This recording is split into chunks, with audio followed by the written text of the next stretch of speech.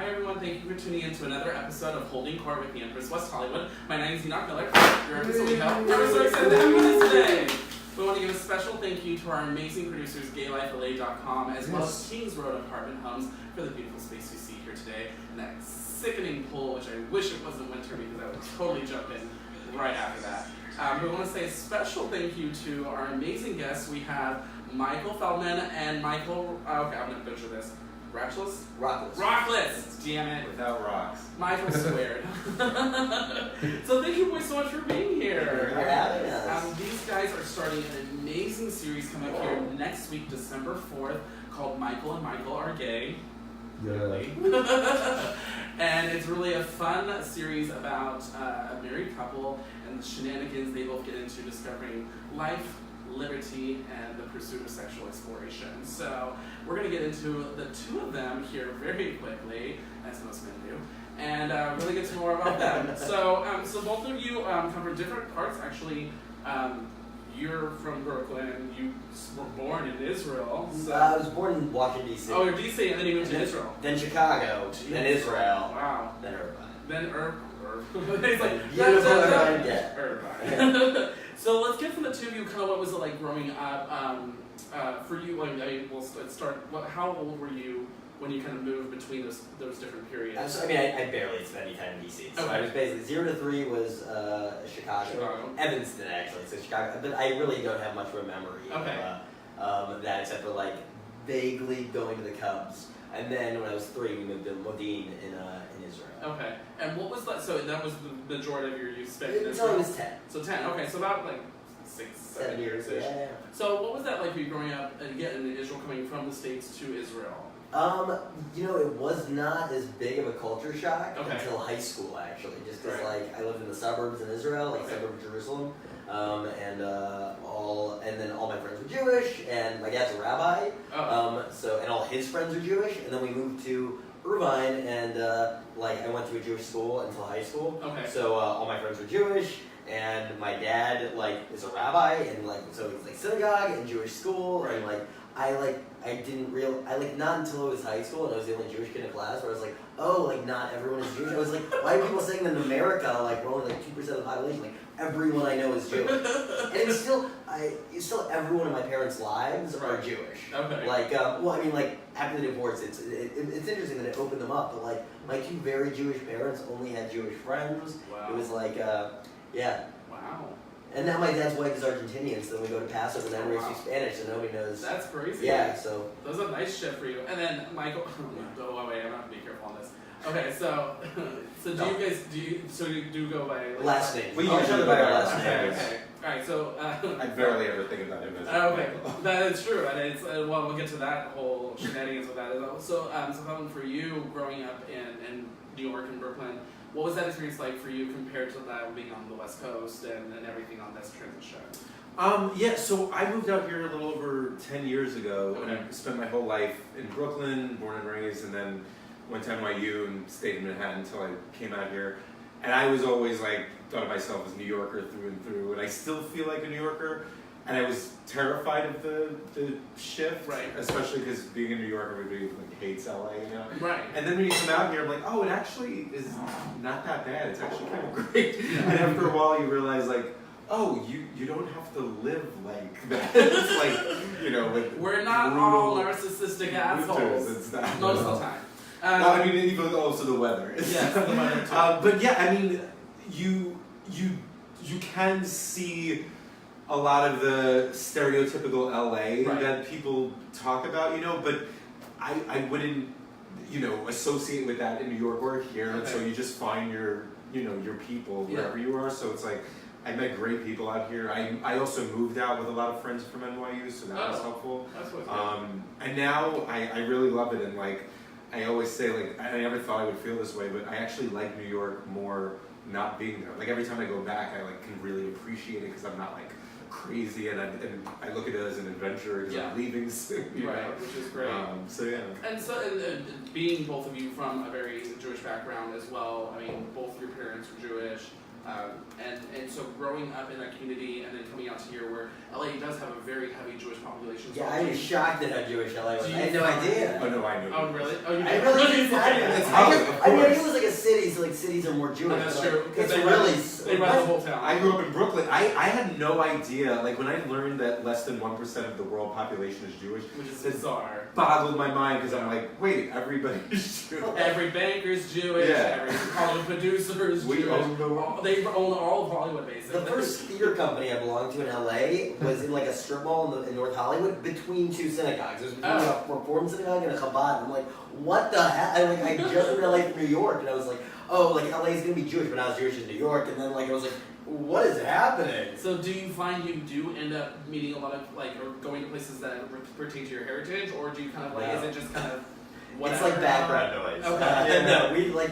I mean, it's always nice, you know. We're like, hey, you know, like if share a few things. Yeah, I more feel. I feel like caught when I like. That's what I like. You got me. Like, or just like I know what you're up to, and like you don't know what I'm up to. So like so it's like let's just like keep it how it is. Right, and you're not like obviously the super acidic that are out there on the board. Yeah. Out walking about. I mean, culturally, I'm very, very Jewish, but religiously, I actually practice Nichiren Buddhism. So, oh wow. And I actually got into that right before I moved out here. And the joke was like, really, you're gonna go to Hollywood and then not be a Jewish? Like, although being a Buddhist is pretty Hollywood too. I mean, Madonna does it. Right. Oh, come on. Tina Turner. Tina Turner. I like to know the Proudberry. That's all of that. No, but there is Kabbalah. Yeah, she's Kabbalah. That's what she is. We live right by the Kabbalah Center. They're their own, like, yeah. they fight, the Hasidic Jews and the Kabbalah Jews, they, like, fight all the time next to our house. Like, we're in Pico Robertson, which is very Jewish. Yeah. And we actually love it there because we get to, like, go into WeHo and then come home at like 2 a.m. and nobody's up. Exactly. Because they're all asleep by 9. Yeah, exactly. No, they have so many kids. So they have oh my god, that's way too many kids. Okay, so then for the two of you growing up, were you guys always very artistic types? Did you kind of know you wanted to go into this field of acting, writing, all that stuff? We'll go, Feldman, for you. Did you always want to be an actor-writer, or how did you get into that kind of field of work? Growing up, I was kind of obsessed with stand-up, and I would kind of memorize George Carlin and kind of perform for my classmates and stuff. Yeah. And I always thought that was going to be my way in, and then I started and then I did theater in high school, and I really enjoyed it. Mm-hmm. And then I started doing stand-up at the beginning of college, and just realized right away this is a tough world, and I just don't think I have it in me to do this every single day. And then I started studying solo performance in college, like Deb Margolin and John Leguizamo and stuff. And I was like, oh, this is exactly what I want to do, because it felt like stand-up, except it was like a play also, you know. Right. And so that's when I really decided I wanted to write and perform my own work. And basically a one-man show. Exactly. And I started taking this class at NYU that kind of changed my life. That was called CAL, Creating Original Work. Okay. And I developed. It was first I developed a 10-minute piece, and then a half hour, and then an hour piece. Wow. By the time I graduated, and started touring with that. And that's when I was like, okay, I love performing my own work. And then when I moved out here, I first was in the acting world, and it was really, really, really tough, and it wasn't it just didn't feel like me, and I have to remember what my thing is. I like writing my own work, and so I started doing that, and that's where everything kind of took off from there. So I wrote, long story short, I wrote this adult fairy tale show that kind of grew and grew, and that's how I got my first writing job, and then that kind of, been bouncing around from writing to writing after that. And now I actually prefer writing to acting and stuff, but I do like it all. You like it all. All right. And then for you, and how did you initially get into theater or to? I mean, I did it I think in high school. I did a lot, really into doing theater, and just always I was pretty academic, so it was just like a fun hobby. But I also can't sing like at all. So like yeah, and it's gotten worse. Like as I really thought karaoke. Yeah, I know. Like I really I burdened friendships with my karaoke. Oh no. But in any case, so I was in high school. I wasn't in the musicals, but I was in like the straight plays. Okay. And like Antigone and that kind of thing. Wow. Okay. But I never thought I was gonna do it in college. And then when it came down to like senior year and like you could audition for schools, like I was just like, oh, why not? Like I want to see if I can get in. And like so I auditioned for schools and I got into a few of the audition things. And I was like, well, I want to become a lawyer, but like if I go in as a drama major, right. like I'll be this like great courtroom lawyer. Like and I'll be able to like use like my performance skills and like I love like the practice. Like that was like my favorite show. So I was like, oh yeah, like they'll be like that, and I'll have like an edge on the other lawyers. And then I got into NYU, and then 2 weeks in, I was just like, professors were so amazing that I was just like, oh fuck this, yeah, fuck. Yeah, it's like no, this is what I'm doing. It's like you get to live the lives of kings and queens. Like I mean, it was like I studied at the Stella Adler Conservatory because they farm you out to different places. So it's like it's all acting based on imagination and like the given circumstance. So it's like you get to imagine yourself in these lives and like it's like you're the storyteller. They want you to kind of take acting seriously. Right. Like that's their way in. So it's kind of like it's kind of an elevated view of the profession. So it's none of like idea of like Hollywood and fame is irrelevant, which is cool, and like the way it should be, right? And you just feel like you're like this kind of like that you get to project yourself into this like very important like arbiter of culture, and it just makes you feel like very important and special. It makes you take yourself more seriously, and it was just amazing like as a confidence builder. And like I would just walk around New York like. Also very much wanted to get out of Irvine. Like I lived in the suburbs all my life, and I was like ready to be out. And like New York blew my mind. I just walk around like at night, just crying, like happy tears. Wow. It's just like the buildings and like life was happening, and like was it shell shock for you initially? Kind of good shell shock. Like more just like it was like euphoria. Like like for like a good year. God, I'm here. Yeah, it's just like it's amazing. And I just felt so like special, like happy to be there in that environment with other like creative kids who like wanted to like learn about like UNESCO and like Jean Genet and like and so it was just really cool. And then graduated from college and like tried to like make it as like in New York as an actor. I was like it's too expensive, so I moved out to LA. Because I knew that like I could have a car because in LA because of my.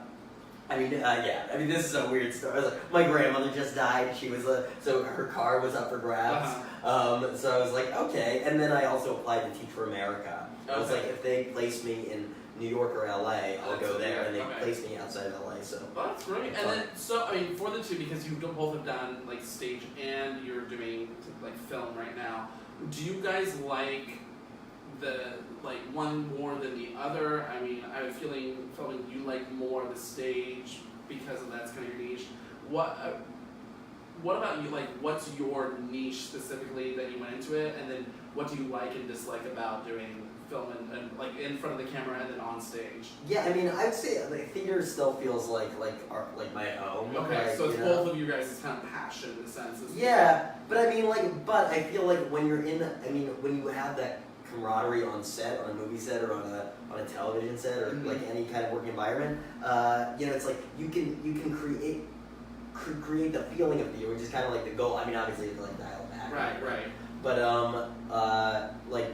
it's still. I mean, it's all of the same thing. Okay. It's like when you're comfortable in the environment. So it's just a matter of getting used to the environment. Yeah. But it's like, what can you do to kind of create that kind of like feeling of a like ensemble. It sounds so like douchey. No, but it is. I mean, I totally get that because it is. I mean, you're with theater, you're forced to more use your imagination for things, whereas with the television, you kind of have things in front of you, or the props are literally right there. You're not kind of making them up or doing stuff like that. So there is a little bit more. I think, like you said, that whole imagination of taking them on this whole story with you. Sure. That's this really cool experience. And in theater, you get the rehearsal process to kind of be able to interact with the other, people that are, so like it's not even about getting to know them, but kind of getting to know them in the scenes and like you get to take risks and try different things and do that. And kind of in film and TV, you have to like do all that stuff on your own, all that experimentation, all that risk taking, and just come with the confidence that you believe that and a trust. Right. It's kind of like it's like a big leap of faith to like believe that the other people have also done that, and so then like work with them. Yeah. So it's like. So it can feel special in that way. I mean, like if you're really open to it, it can be the same. Yeah. I would say it's more of like a trusting. It's just like a psychological thing. Yeah. And then, Mike, for you, like what do you like the most about being able to? Because I mean, obviously you love the writing portion of it, and it's kind of become your forte as well. But what do you really like about the two for you personally about being either on stage or in front of the camera? Well, I mean, I just love live theater, and especially doing comedy. Like I love, getting those instant reactions. Right. There is this like that energy you can't recreate on set. Well, because the audience isn't there. Exactly, exactly. Like and so like that's what I love about it.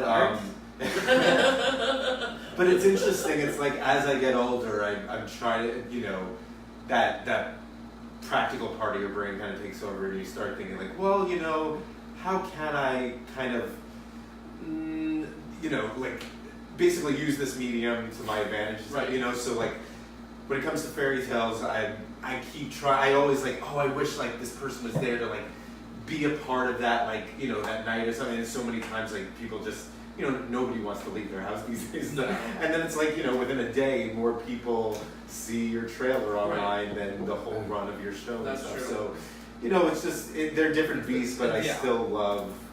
I do still love that energy of like, and it just also feels, to me, it just feels like a bigger accomplishment in certain ways of like actually like, oh my god, we spent all this time and then we like did it in front. Whereas like it feels like it's never quite done when it comes to like. Yeah, and it's also unfair to say that nobody wants to leave their house. Like we're in a very different place when we first moved to LA, and like we're settled now. You know what I mean? Like there are people at UCB, like there are communities that exist that are still like really like. I'm guilty of it. We have so much at our fingertips. But it's also the LA kind of thing. I mean, you feel like you're going to have to plan an entire 6-hour trip to get from A to B. I feel like that. I see what you mean, but you're right. I mean, I think there's more of an accessibility now, and people actually want more theater. I feel now here in LA because obviously it's all mainly focused in New York and it's television film there. There's some amazing theater. Yeah, they're totally. I mean, like I would say I feel this like there are definitely like niche groups that I would for sure like the comedy scene I think in LA is actually very strong. Very sure. Like, and so theater that and like live performance in that sense. And like storytelling shows, which I had never even heard about until I met him. Like he introduced me to. Yeah. We've done a lot of them. Like that's a really vibrant, exciting community. And like I don't go like we used to go a lot more. But I mean, I'm always blown away like by like the talent, just like the openness and the bravery of like performers in LA. They do like to take risks and actually like to push the envelope more. So I feel out here than New York. New York, they kind of follow the script pretty much, and here they like to experiment and like kind of figure out what they want to do. I mean, I'm not. I just don't know enough about New York. I haven't been in that scene. They could both be great. It's not a competition, guys. This room for all of us. They're not better. Yeah.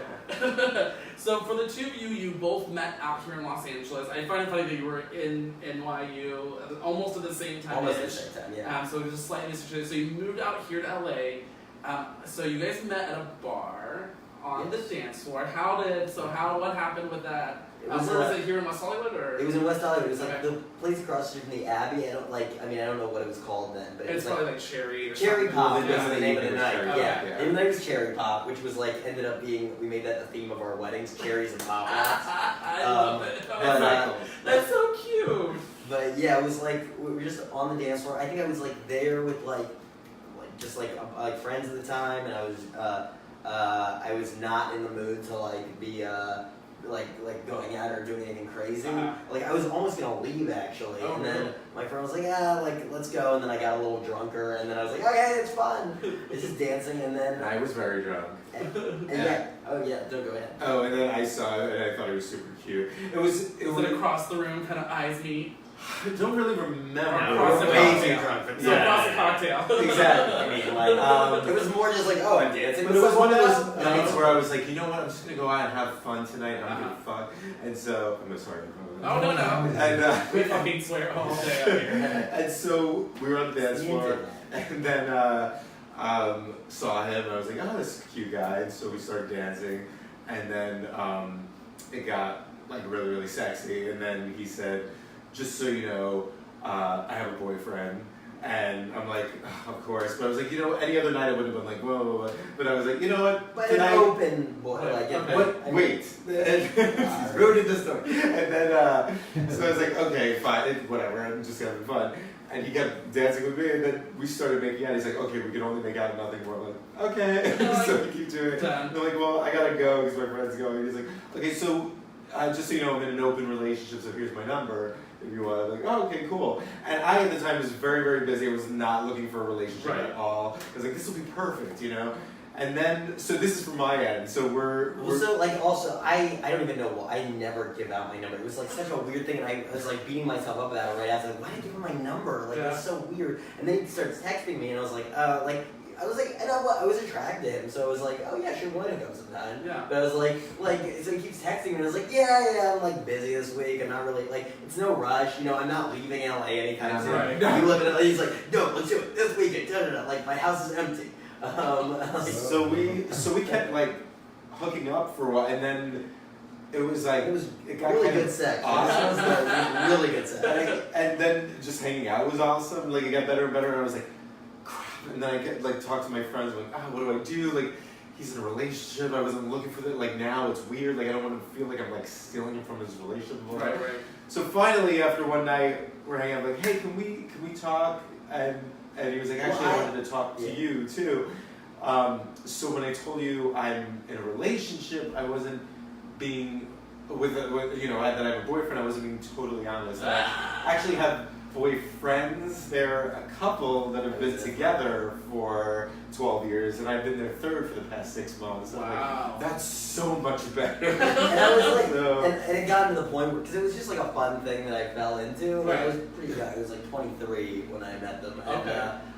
And was like, and it just was like really interesting. They were like in their early 30s, and it just felt like cool to be like that desired, I guess. Right. And then they said they loved me like the week before I met him, and I was like, ooh, this is more, and I couldn't say it back because I just didn't want to feel it. And I was like, wow, like I was like, no guys, we're just having fun. And they're like, no, we love you. And I was like, oh, jeez. So I mean, that was just in the background, and I was like, so I didn't know of a way to like properly say it other than to say, he said I just don't. I think you guys are great. Yeah.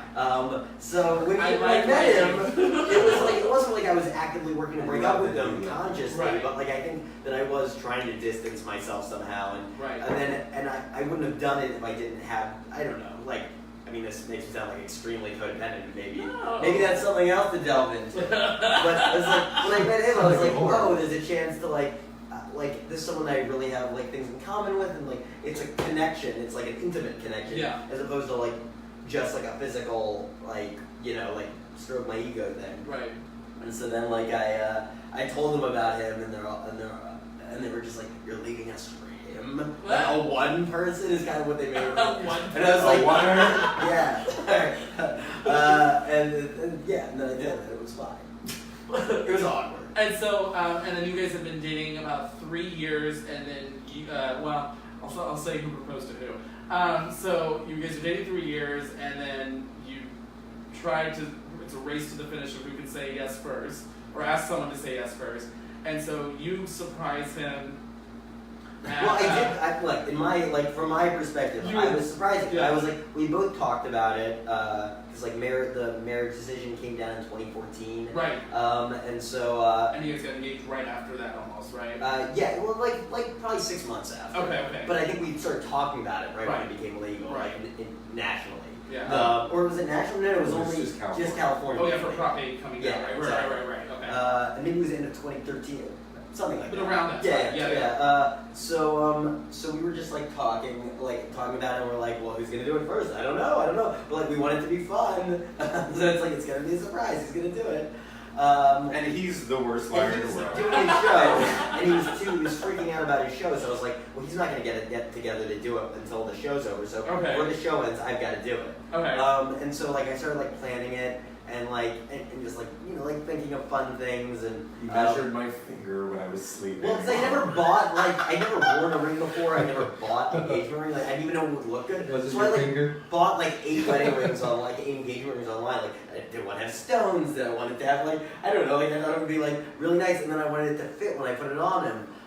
So I was like, what finger size is he? I was like, how am I? So I just took out the rings and I bought all of them in different sizes. Oh my and gosh. And I all my checking account went down to 0 and then went back up with all the returns. Yeah, and then he was falling asleep. He's waking up one night while I was doing it. And he's like, what are you doing? I was like, shower, it's fine. And I was like, just take it. And I also borrowed a costume from him 2 weeks before, so I was like, there's enough time he won't suspect that that's the gonna green happen. costume. The green costume. And I was just like, he's like, oh, why are you borrowing this from me? It's like, oh, there's a sketch show, and I wasn't on a sketch team at the time, so I guess that was a little suspect. And I was like, I could be doing a sketch thing, maybe. Without you knowing about it. Yeah. So it just seemed like a thing, and then the day, and I waited the day before.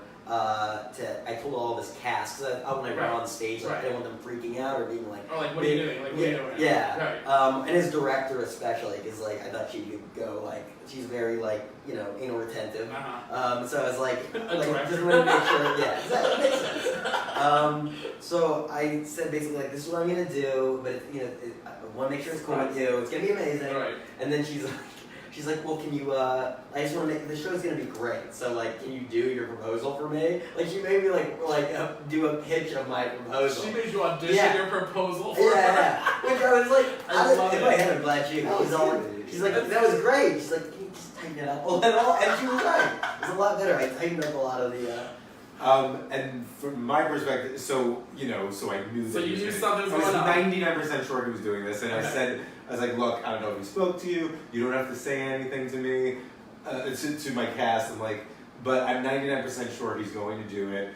And if he does, and I printed out a YE and asked for my 3 puppeteers. I'm like, I want you to pull this out. And the day before I went to each of his cast members, I was like, he hasn't said anything, has he? And they're like, no, he hasn't. And I was like, so they were double agenting me. Oh. Well, no, they didn't know until the day of. They didn't know until the day of? Alright, because... So they were slightly honest. Yeah, maybe. I don't know. I was sure that, in the moment, if you watch the video, and you should watch it, guys. Oh, yeah. It's really good. It's actually really good, and it's super cute because, first of all, and I didn't know this until he told me, but apparently he's laughing his ass off at him when he's proposing because he already knows. And you said he looked like he was crying. I thought he covered his mouth, and I thought it was oh my, he's crying. And then also, I just thought he was gonna say yes when I got down on one knee and proposed. And then he's all he paused and said you beat me by a hair. And then I was like, why are you being such a dick? Just say yes. This is where this is going. It was so weird. It's you're gonna make a speech now? Okay. And then you turn to your 3 puppeteers, and then I was like, do the puppeteers have an answer? And then they pulled out the one. And then that's when he was. And then I was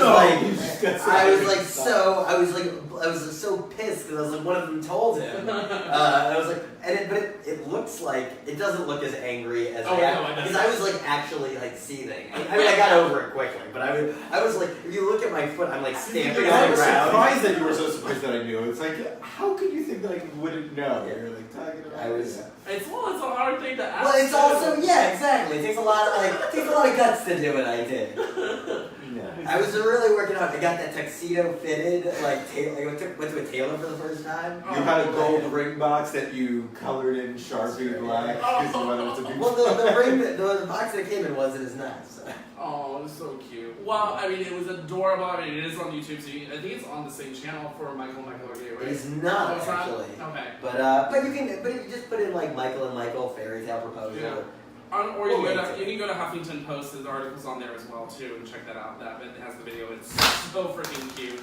I feel like an asshole saying, like it's not monetized or anything. It's just like but it's very sweet. Yeah, no, it's really adorable, and it's absolutely cute, and it's just so fun with really just how the two of you interact with each other, because it is, you've got this fun little repartee, and it's just this cute little it was adorable. I absolutely loved it. And I'd like to talk with the two of you about that because, again, going back to how initially you guys met, you being a part of the original couple, and then meeting him, and then you guys the original couple, the OC. When you guys decided to get together, did you go into it with the mentality and perspective of saying we wanted to do an open relationship right from the get-go, or how did that come up for you? Because that's a very big part of what the show's about. So how did that? Not a big part. The big. Well, it is part of our lives. Yeah. So it became part of the show. We weren't expecting it to be. We're doing it. We're just doing our experience and then our experience in the gay world, and it does come up a lot in the gay world. More than I think that we even because it's not. But it is interesting how we did not say that in the press release at all. So when we put it out there, literally every article that came out was like, Michael explores the messy side of open relationships, awkward open relationships, and that's not. Of course, looking back at it now, I was like, oh, that makes sense. That's. And I think it's really also the first one being the threesome night. Exactly. And I think that one also. Well, what I thought was interesting, what we did that I haven't seen before. Maybe I'm wrong, but it's not.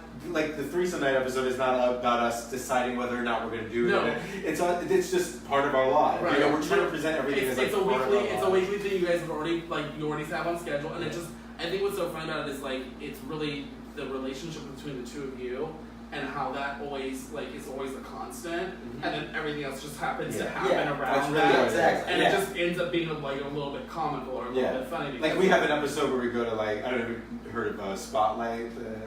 It's like a gay rave, but basically that in that world, it's just us being us and going into that one too, Well, because we're very curious people, but we're also we're the most non-adventurous people. Most apologetically unapologetic. With skydiving, he's freaking out in the plane constant, but you'll do it. But it's that kind of I'll try anything once kind of thing. Yeah, I think so. But also we're still ourselves, and I feel people are. I don't know. I think because of the way we come off, and probably actually are in a lot of ways, people expect us not to be down, and then we are, but then we're surprising ourselves as we're doing it. So we're constantly a fish out of water because we put ourselves there. So you gotta put yourselves in these situations that you're kind of fuck it, and then you're oh wow. No, but it's not even fuck it. We're just oh my god, what if? And then it's honestly, when I first saw the trailer, months ago when I first saw the trailer for it, I immediately was oh, it's the Ned Flanders of relationships, because it's these cutesy, really sweet boys, and then all of a sudden the tops come off and it's thirst trap realness, and it's and it's very much like that. It's you guys, you don't have that initial presence, but you are always you said you're down for anything, let's have fun, let's do it, and everyone's wait, really? And we're both very people pleasers. Yeah, exactly. So we're kind of different ways. A lot of that. So they're both bottoms, got it. But no, so I can kind of see that. Because it does. It plays. The relationship is so the two of you, and like I said, everything happens around it. But it's really that dynamic between you. I think is what plays so well. It makes it so not necessarily funny, but so fun to watch, because it's this. Again, it's you guys what you would normally be on a day-to-day basis. And for how you kind of pull in all the different parts of your life, because it is over exaggerated. Obviously, it's not scripted exactly how you guys live.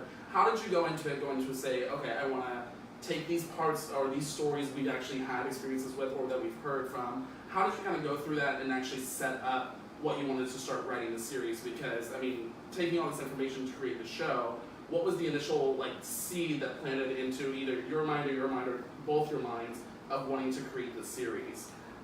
So I think, there's a few things. So I think what it came down to, I think was, so you mentioned earlier that we decided to be open. We've actually never even called it an open relationship. We started to now when we were thinking about the crowdfunding for the series, because we talk about it, other people would call it an open relationship, but we're oh well, it's I guess it is.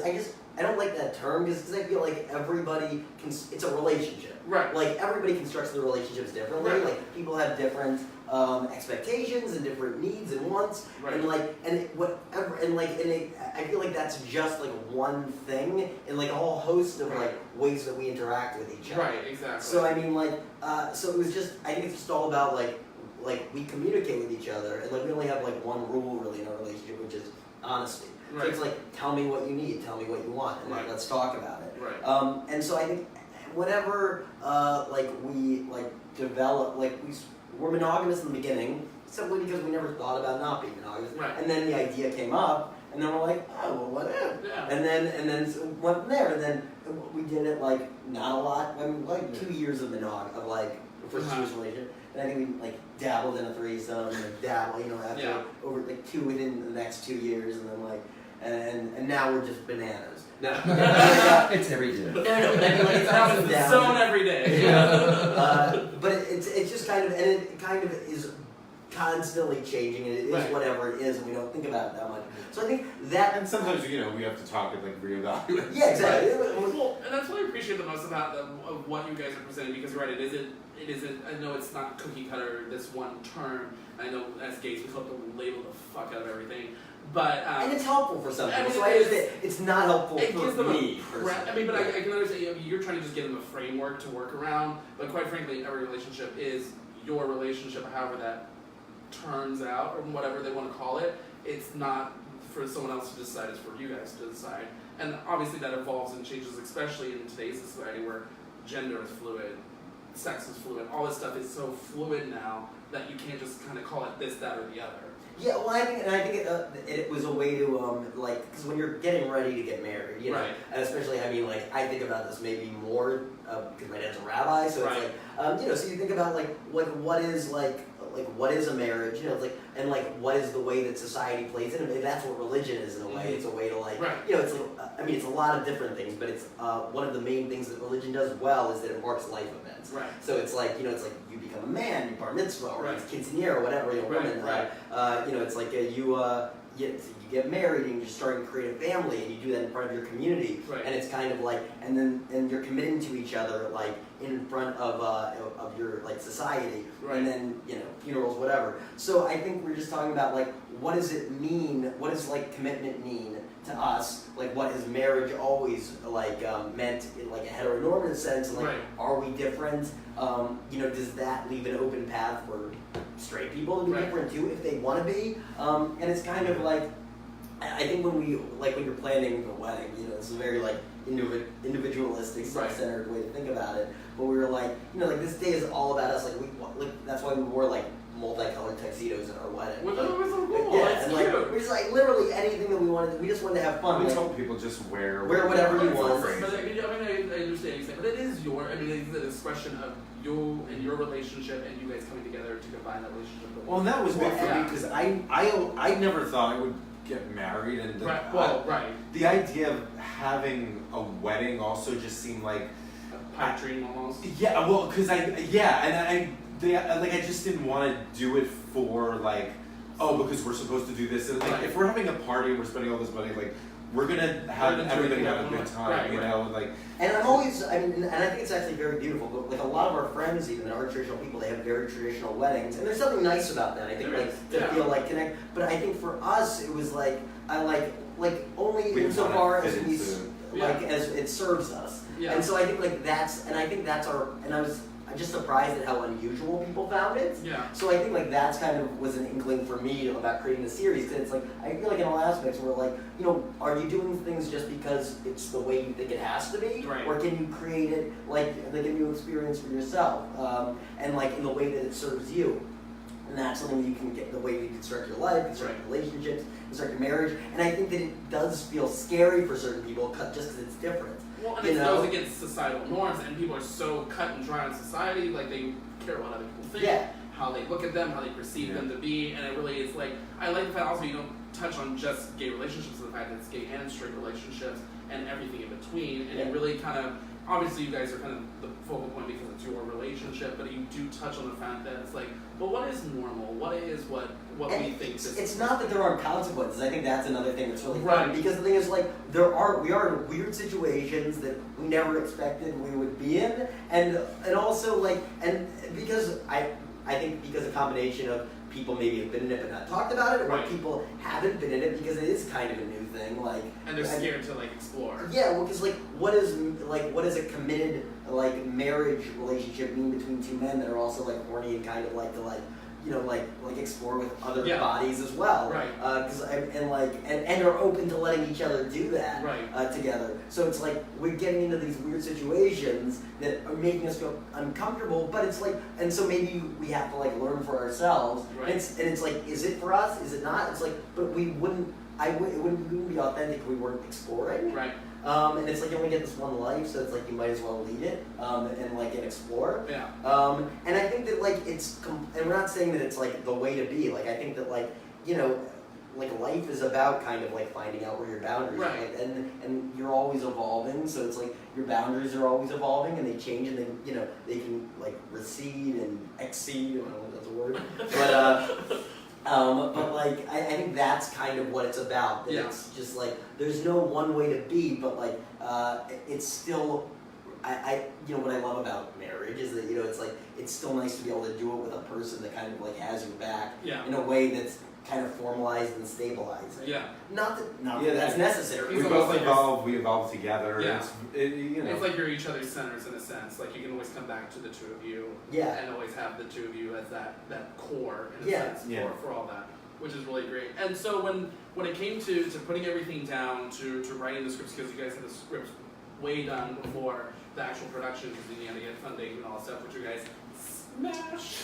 By the way, people were so excited. I mean, over $40,000. That's a lot of money. That's a lot of money. When we priced it out, it was so. I mean, like we had like a producer, a friend of ours. Like, it was so expensive, and we're like, okay, we can't raise that. Right. We're like, we're still gonna raise way more than we think is possible. Yeah. So like, that was amazing. Yeah. And Thank you, everyone. Great supporters for you guys, and you also have some really great people that are part of this project as well. Yeah. Like the guys from E16, like Michael Henry and a few others that we won't mention because we want you to watch it and see who's on. No, we can mention watch it because it's there. No, Okay. We're like. So who else do we have? So we can get. Andy Bean, who's going to be the new Swamp Thing, like on the new DC show. Yeah. And he's also on the show Here and Now with amazing gay storylines. Right. So he's an amazing actor. Chloe Wyatt Taylor, who's on Future Man. Kimberly Davis, who's on a Single Parents. Okay. Tina Huang, who was on Rizzoli and Isles for like 5 years. Kit. Ken John. Jimmy Fowler. Jimmy Fowler from Good Old Way Interrupted, which is amazing. And Kit plays another couple so alongside you, right? In that as well?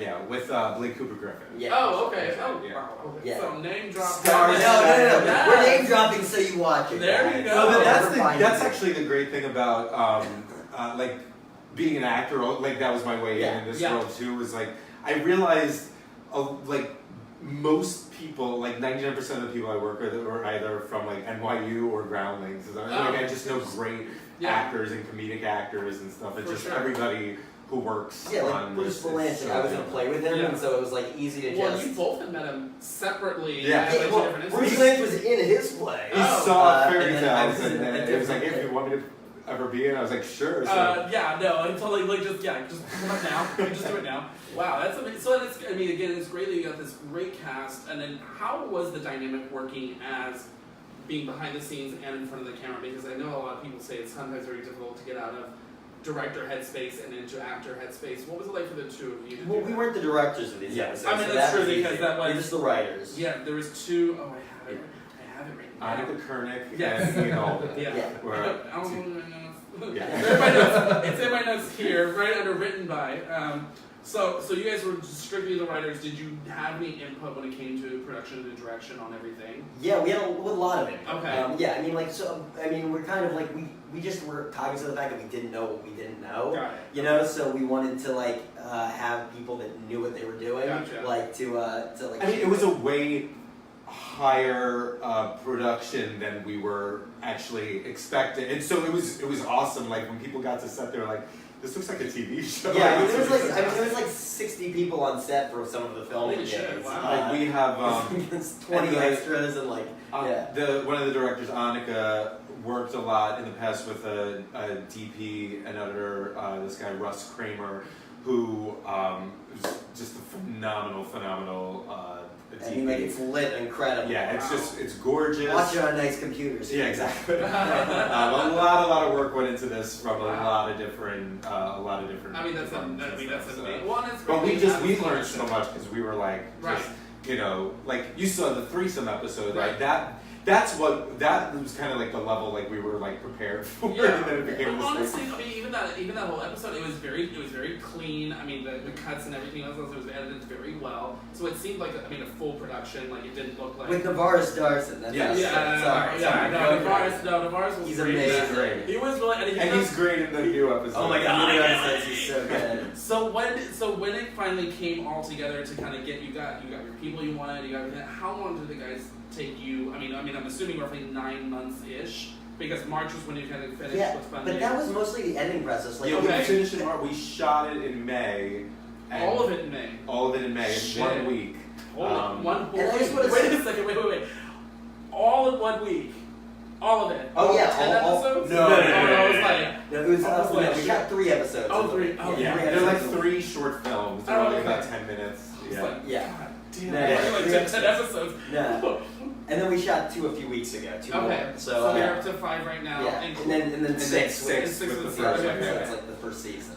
So putting it all together, what was the most difficult process, do you think, for you guys on getting that all put together? So I want to like the acting, because we didn't even have the cast like locked in until we got the funding. Because we didn't know if we were gonna get the funding. And like we used Seed and Spark, which is a great platform. Yeah. You don't get to keep the money unless you raise over 80%. Over 80. Over 80. So you have to get pretty close, and then we locked everybody down so quickly. That's good. I mean, and we were like, we lucked out that because we're actors, we're friends with actors. Right. But they're all like working actors, and their schedules could change, and it wasn't like we were paying them like barely anything, like really.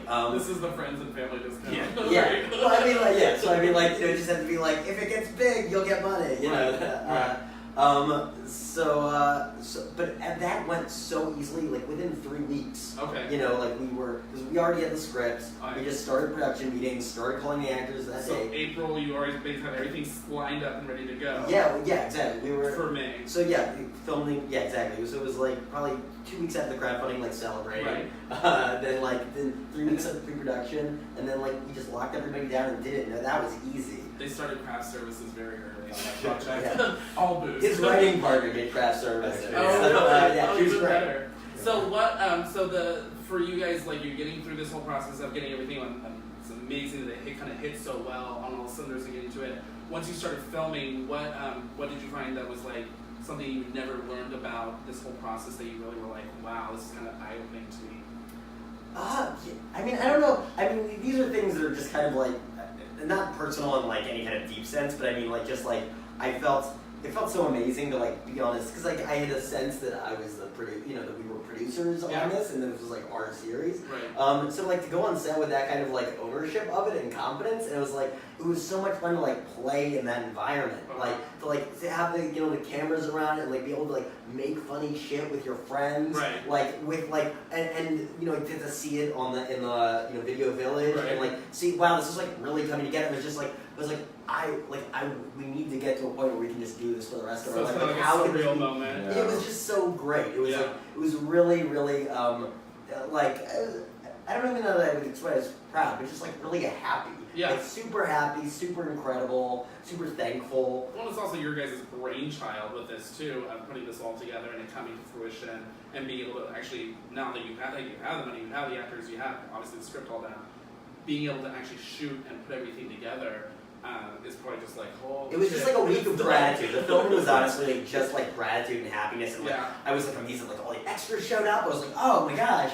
And people were on time. Well, there was one day that was that you mentioned that was a little bit nerve-wracking. Oh, when the SAG reps came? The SAG reps came to set, and that was the day that we had like all the extras. That's why they came to set that people. It was the naked. It was because we like had the guy had accidentally. Is that the one in the tent or? No. That's the one. That's it's a Palm Springs naked party. Cathedral City. Outside of Palm Springs. Is that where you guys are behind the? There's too much away. The one that's kind of the main poster right now, where you guys are behind the. Yeah. Okay. Where you're, Yeah. Where you're, I'm not going to spoil it. I am going to spoil it 'cause it's funny because it's like the jerk off scene is all between. Oh yeah. Yeah. Which it's actually really cute. The banter you guys have between that is hilarious.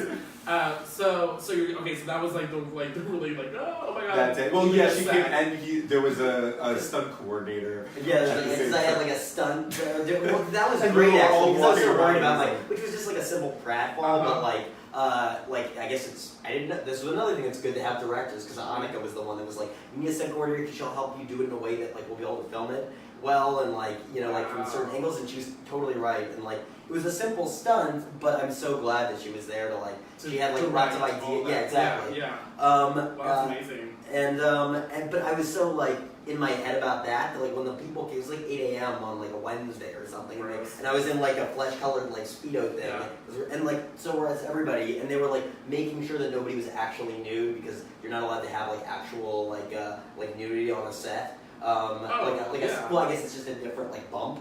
So I think like we had put like looking for naked party attendees, but we weren't giving them the naked party bump, so they were just making sure that nobody was actually naked. Oh, I see. And nobody was, so it was fine. Yeah. It was like we were like above board on all that, but I was so chill about them. Like I didn't give a shit. She's like, "Hi, I'm the SAG rep," and like usually I would have been nervous, like, "Oh my god, she could shut us down." But I was like, "Okay, like thank you, nice to meet you. I get a stunt to do." Yeah. And then I was like, "Okay, I'm gonna go get filming."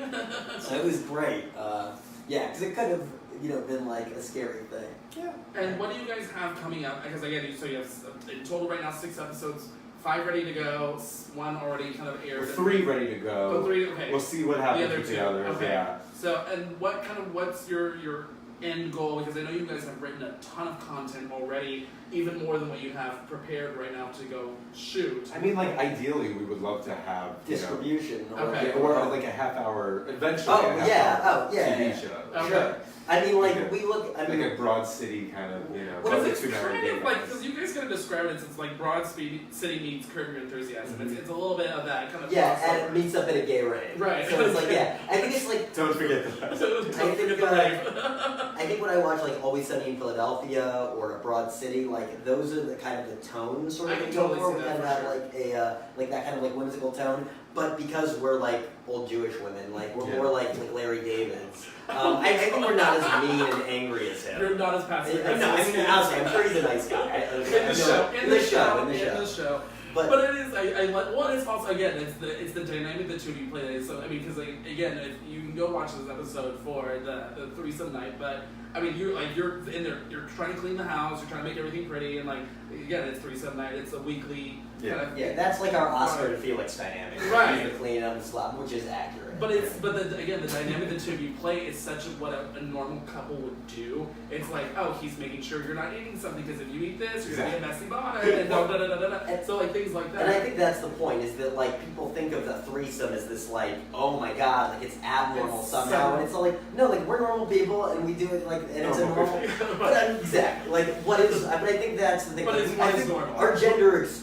By the way, back to our relationship dynamic, a friend of ours said it best, which is we're pinky in the brain. That's exactly like what we're trying to say. Whose brain? He's brain, I'm picky. But it's not my favorite. He's crazy, but he's trying to get you to destroy the world every day. Yeah, exactly. Trying to clean up after. Yeah. I love it. Trying to control me. I love it though, and it's just like, oh, alright, what am I gonna do today? Destroy the world. But it is, I can totally see that dynamic of this, like, I mean, it's like when you're like the cleaning freak and you're just kind of like, oh, yeah, let's go. But it plays across to this fun way of, again, how you would expect a normal relationship to operate. It's not anything abnormal in the sense of how 2 men interact in a gay relationship. It just, there happens to be this other level to it, and this is kind of how we operate as a couple. Yeah, I mean, I think it's the idea that, like, well, when you really think about it, like, nothing, like, what is normal? Because, like, everything is normal. Like, this is normal, and yet, and also it is, like, but it's also wacky, and so it's, like, it's abnormal. So it's, like, it's kind of everything is normal and everything is abnormal, like, at the same time. Like, don't overthink it. Right. But it is true. I mean, it's, like, especially in today's society, I mean, not even just gender expression, but sexual, experimentation and sexual fluidity now is becoming so much more of a blurred line where it's not just black, white, sex anymore. Things are experimental, things are played around with, things are so like kind of not in a norm like people like to kind of construct us into. And so I really love that you guys touch on that kind of whole expression of like, you know what, relationships are messy, relationships are crazy, but this is how we figure our shit out. And I really love that story you guys tell with that, and it shows that nothing's perfect, and you kind of work your way through in such a, but in a fun way with the two of you together on that. So I'm so excited for this coming out, December 4th. Are you going to launch all 3 episodes at once, or are you going to kind of break once a week? So once a week. So okay, Yeah. so for 3 weeks you'll do those 3 episodes. Yeah. And then we might see the final 2. Yeah. We're Figure trying. it out. We're trying. Yeah. Editing is a bitch. But we're really excited to see that. And so is it just going to be YouTube initially? Are there going to be any other platforms you're going to try and put them out through? They'll definitely be YouTube. Okay. Yeah, and then Probably, I mean, because they came out so, like, just really, like, nice and stuff, Yeah. we're probably going to put it on Vimeo as well. Okay. Yeah. Great. Just to, try to get buzz on there, Yeah. like, step kind of thing. And we're actively looking for, I mean, the goal is to kind of, find a home for the second season, because all of our second season episodes are written and, like, ready to go. Yeah. So we'd love to do that. So, I mean, like, We'd we're love open to to not- brand partnerships, we're open to distribution, like... But we'd love to not crowdfund. Yeah, we'd love to not crowdfund. I mean, It is what it is. Yeah. Well, I mean, more, I definitely Tell us if you more- want us to crowdfund again, fans. We'll have them do more topless photos for that one. That way you can buy a topless signed photo from the two of them of the poster, because I really love that poster of the guys with you behind the Yeah.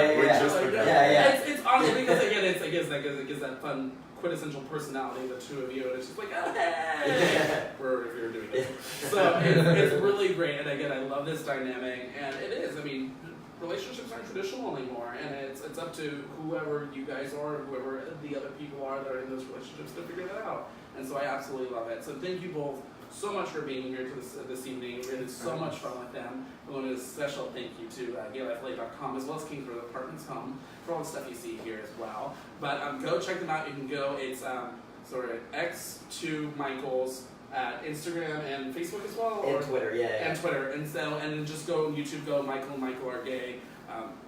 Pretty straightforward. And then the episodes are on there right now as well as their teaser trailers, so you can kind of tease yourself a little bit until next week, December 4th, when they will be launching with the all new episodes, which is like.